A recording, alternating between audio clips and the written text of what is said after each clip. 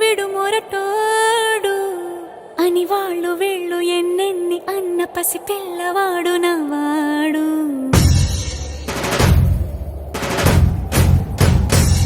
విడు ముండోడు అని ఊరు వాడ అనుకున్న గాని మహారాజు నాకు నవాడు.